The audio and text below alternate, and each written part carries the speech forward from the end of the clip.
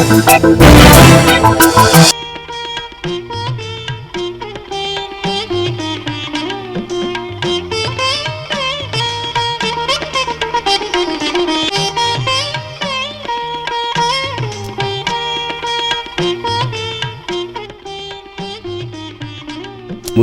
ప్రేమికులకు నమస్కారాలు. హృదయంలో పుట్టే భావామృతం పేరే ప్రేమ. చాలా హైఫై లాంగ్వేజ్ వాడేస్తున్నాను కదా. ఈ ప్రేమతో వచ్చిన గొడవే అది. ప్రేమ అని పేరెత్తగానే చంద్రుడు, చకోరాలు, అమృతము, ఆవకాయ ఇలా పొంగుకొచ్చేస్తాయి. గుండెల్లో ప్రేమ పుట్టి పుట్టగానే నా మనసులో నువ్వే అని చెప్పాలనిపిస్తుంది. మనం ప్రేమించిన వ్యక్తి కూడా నా మనసులోనూ నువ్వే అని చెప్పేస్తే ఆ మనసుకి ఇక మార్పు ఉండదు, ఆ ప్రేమకి ఇంకా మరణం లేదు. ఇక అక్కడి నుంచి అలకలు, ఏతి పొడుపులు, కోపతాపాలు, విరహ వేదనలు అబో మృదు మధురంగా ఉంటుంది.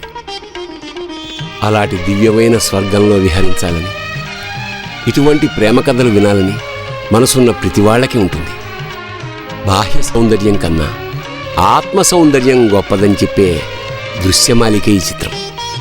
ఇంతకీ అసలు సంగతి ఏమిటంటే, ఈ కథని ఒక అసిస్టెంట్ డైరెక్టర్ నా దగ్గరికి వచ్చి ఇది తన కాలేజీలో జరిగిన యథార్థ ప్రేమ కథ అని నాతో చెప్పాడు. నేను మీతో చెప్తున్నాను, చూడండి. ఎంట్రీ అదిరిపోయింది. ఇదే నేను చదివిన కాలేజ్. విశాలమైన రోడ్లు, దారి పొడుగున పచ్చని మొక్కలు చాలా చాలా బాగున్నాయి. లోపలికి వెళితే ఇంకా బాగుంటుంది. పెద్ద బిల్డింగ్. అవును, విశాలమైన హృదయం లాంటి ఈ కాలేజీలో ఎన్నెన్ని ప్రేమ కథలు వెల్లివిరిశాయి. అబ్బాయి గారికి కవిత్వం కూడా పుట్టుకొస్తుందే. చక్కని పచ్చిక పైళ్ళు, చల్లని విద్యా కుటీరాలు, చూడ చక్కని పూల మొక్కలు, వెచ్చని క్లాసు రూములు. ఇక్కడి నుంచి చూస్తుంటే మా కాలేజీ అందాలన్నీ అద్భుతంగా కనిపిస్తాయి. నాకు అసలు బీపీ. నా గురించి తెలుసుకోకుండా మీ ఇష్టం వచ్చినప్పుడు వచ్చి నాకు అది కావాలి, నాకు ఇది కావాలి, మీకేంటి నష్టం అని నన్నే క్వశ్చన్ చేయొద్దు, తెలిసిందా? నరసింహ, ఏరా నరసింహ, ఏరా నరసింహ, ఈ కొత్త లెక్చరర్ కి మన గురించి చెప్పలేదా? చెప్పాను సార్. మీ ఇంటి పేరు బీపీ, మీ పేరు పద్మనాభం. చెప్పాను సార్. నమస్తే సార్. ఎవరు? నేను శ్రీచంద్రని. అదే సార్, చందుని. ఓరి భడవా, నువ్వట్రా? పెద్దవాడు అయ్యావు, బాగా ఒళ్ళు చేసావు. బక్క పలచగా పుల్లలా ఉండేవాడు వేధవా. మన స్టూడెంటే సార్. మాకు తెలుసు అవ్వా, మేము చెప్తాంగా. ఈ పిల్ల కూడా మన స్టూడెంటేనా? లేదు మేడం, ఈ అమ్మాయిది బెంగళూరు, నాకు కాబోయే భార్య. లవరని చెప్పవా? అదే సార్. ఏం పేరమ్మా? రీతు. రీతు సార్. ఏం పేర్లమ్మా ఇవి? మంచి తెలుగు పేరు పెట్టుకోకుండా. అది వాళ్ళ అమ్మ నాన్నలు పెట్టిన పేరు అయి ఉంటుంది. ఊరుకోవా, ఫ్యాషన్ ఎక్కువైపోయి రీతు, పీతు, నీతు, కీతు అంటూ యథవ పేర్లని పెట్టుకుంటున్నారు ఈ కాలం ఆడపిల్లలు. ఏమ్మా, మీ అమ్మా నాన్నలు పెట్టిన పేరేనా ఇది? మన లవర్ బాయ్ పెట్టుండొచ్చుగా ముద్దుగా. మూసుకోవాయ్, అన్ని నీకు తెలుసున్నట్టు అడ్జస్ట్మెంట్లు చేసి చెప్పేస్తావు. లేదు సార్, వాళ్ళ అమ్మా నాన్న పెట్టిన పేరు భువనేశ్వరి. ఎంత బాగుందమ్మా పేరు. అడ్డెడ్డెడ్డెడ్డెడ్డె, చక్కని అచ్చ తెలుగు పేరు వదిలేసి రీతు, గీతు, పీతు ఏంటండి ఇవి?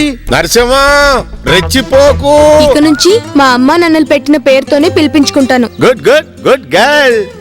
ఇంతకీ ఏమిట్రా ఈ పిల్లని వెంట పెట్టుకుని వచ్చావు? మన కాలేజీ అంతా ఒకసారి చూపించి ఇక్కడ జరిగిన లవ్ స్టోరీ గురించి తనకు చెప్దామని. ఎందుకో? నా డైరెక్షన్ లో ఓ సినిమా తీస్తున్నాం, ఆ కథ తనకి చెప్దామని తీసుకొచ్చాను. అబ్బో, నువ్వు సినిమా డైరెక్టర్ చందు? అవును అంకుల్. ఏ సినిమా తీస్తున్నారు? నా మనసులోనూ నువ్వే. నా మనసులో నువ్వు. చాలా బాగుంది. నా మనసులో నువ్వు కాదు, నా మనసులోనూ నువ్వే కూడా కాదు. ఆ అమ్మాయి అన్నది నా మనసులోనూ నువ్వే. ఏమ్మా, అంతే కదా? మీరన్నది కరెక్టే సార్. నా సినిమా పేరు నా మనసులోనూ నువ్వే. మధ్యలో ఆ నువ్వు లేకుండా నా మనసులో నువ్వే అంటే అది వన్ సైడ్ లవ్వే అవుతుంది. నా మనసులోనూ నువ్వే అంటే అది టూ సైడ్స్ ప్రమోషన్ లవ్ అయి మనసు మనసు కలిసి మధుర ప్రేమగా మిగులుతుంది. నాకు ఇంకో అర్థం కూడా వస్తోంది. నా మనసులోనూ నువ్వే అంటే ఇంకొకడు కూడా ఉన్నాడేమో అని. నిజమే సార్, నిజంగా జరిగిన మన ఈ కాలేజీ కథలో ఇంకొకడు కూడా ఉన్నాడు కదా. మన కాలేజీలోనే? అవును, 10 సంవత్సరాల క్రితం ఇదే కాలేజీలో. ఇదిగో ఈ బైక్ మీద వస్తున్నవాడే మన హీరో. హాయ్ మామా. హాయ్. పేరు ఉదయ్. బావా, అందగాడు కాకపోయినా మంచి హృదయం ఉన్నవాడు. తమిళ్ హీరో విశాల్లా ఉన్నాడు. మామా. బావా, గొప్ప volleyball player, karate champion, hi. State wide bike రేసుల్లో వరుసగా 3 సార్లు గెలిచి హ్యాట్రిక్ కొట్టినవాడు. కుంఫు వంటి మార్షల్ ఆర్ట్స్ బాగా తెలుసున్నవాడు. ఇతడంటే మా కాలేజీలో వాళ్ళందరికీ మహా ఇష్టం. హాయ్. ఏ రేఖ నువ్వా?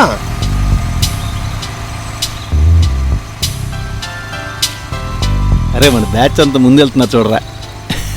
హాయ్. హాయ్.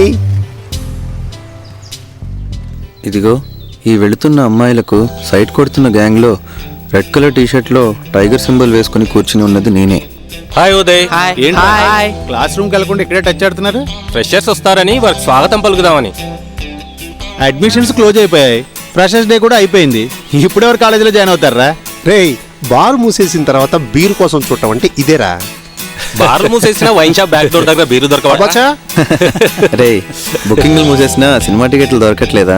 అలాగే మన కాలేజీలో అడ్మిషన్లు అయిపోయినంత మాత్రాన కొత్త అమ్మాయిలు రాకుండా ఉంటారా? డియర్ స్టూడెంట్స్, క్లాస్ రూమ్ వెళ్ళకుండా ఇక్కడ ఏం చేస్తున్నారు? ప్రకృతి శోభ చూస్తున్నాం సార్. ఓహో అలాగా. మరి మీరేం చూస్తున్నారు సార్? ప్రకృతి కనిపిస్తుందయ్యా, శోభ కనిపించట్లేదు. చూసిన చాలు గానీ పదండి క్లాస్ రూమ్కి వెళ్దాం. టైంకి వచ్చేసాడు రా బాబు. Very good. ఒక రైతు దగ్గర 2 దున్నపోతులు ఉన్నాయి. ఒకటి మన సైన్స్ లెక్చరర్లా, మరొకటి మన అకౌంటెంట్లా. అయితే ఆ 2 ముఖాలని ఆ రైతు ఒకటి తూర్పు వైపుకి ఒకటి పడమర వైపుకి కట్టి